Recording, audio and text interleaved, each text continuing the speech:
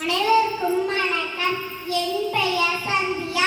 நான் 1ஆம் வகுப்பு படிக்கிறேன். என் பள்ளியின் பெயர் ஊராட்சி ஒன்றிய தொடக்கப்பள்ளி சேரன் மகாதேவி, திருநெல்வேலி மாவட்டம்.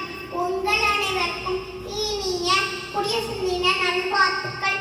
குடியரசு தினம் இந்தியாவில் ஒவ்வொரு ஆண்டும் ஜனவரி 26ஆம் தேதி கொண்டாடப்படுகிறது.